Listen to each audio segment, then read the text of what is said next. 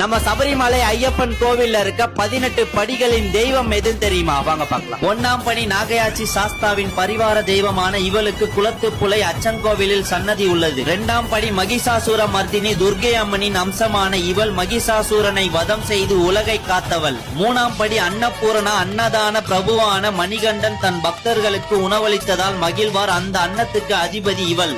4வது படி காளி தெய்வம், படைத்தல் அளித்தலுக்கு இவன் அதிபதி, தன் பக்தனுக்கு அநியாயம் நடந்தால் தட்டி கேட்பவள். 5வது படி கிருஷ்ணகாளி, பயப்பட செய்யும் உருவத்துடன் பக்தர்களின் பயத்தை போக்குபவள். 6ஆம் படி சக்தி பைரவி, பார்வதி தேவியின் உக்கிர வடிவம் கொண்டவள், யாச்சி என்றும் பெயருண்டு, சபரிமலையில் சன்னதி இருக்கிறது. 7ஆம் படி கார்த்தவீர் யாஜினர், இவர்தான் குருநாதரான தத்தாத்திரேயன் வழிகாட்டுதல் படி சாஸ்தா வழிபாட்டில் ஈடுபட்டவர். 8ஆம் படி கிறிஸ்டினாபன் கருப்பசுவாமி என்று பெயர் உண்டு, சாஸ்தாவின் பூத சேனை தலைவர் மற்றும் பாதுகாவலர். 9ஆம் படி இடும்பன், அசுர குலத்தை சேர்ந்த இவர் அவர்களின் தலைமை குருவாகவும் போர் வீரராகவும் திகழ்ந்தவர், முருகன் அருள் பெற்றவர். 10வது படி வேதாளம், பேய் பூதங்களின் தலைவர், பைரவ அம்சவ கொண்டவர், சாஸ்தாவின் பரிவார தெய்வம். 11ஆம் படி நாகராஜா, நாகங்களின் தலைவர், இவரை வழிபட்டால் சர்ப தோஷமும் விலகும். 12ஆம் படி ரேணுகா தேவி, சபரிமலை கோவில் கட்டிய பரசுராமனின் தாய், ரேவண சித்தரிடம் ஐயப்ப மந்திரத்தை உபதேசமாக பெற்றவர். 13ஆம் படி சொப்பன வராகி, ஐயப்ப பக்தர்களின் கனவில் தோன்றி அவர்களுக்கு நல்வழி காட்டுபவள். 14ஆம் படி பிரதிங்கிரா தேவி, காளியை விட உக்கிர தெய்வம், பக்தர்களை காப்பதில் தனிக்கற்றவள். 15ஆம் படி பூமாதேவி, வராக பெருமானின் மனைவி, நெற்கதிர் ஏந்திய இவள் வளமான வாழ்வு தருபவள். 16ஆம் படி அகோரம், அழகானவர், அஸ்திர தேவர் என்றும் பெயருண்டு, ஐயப்ப பக்தர்களுக்கு பாதுகாப்பு தருபவர். 17ஆம் படி பாசுபதம், சிவபெருமானின் வில், பகைவர்களை அழிக்கும் சக்தி கொண்டது.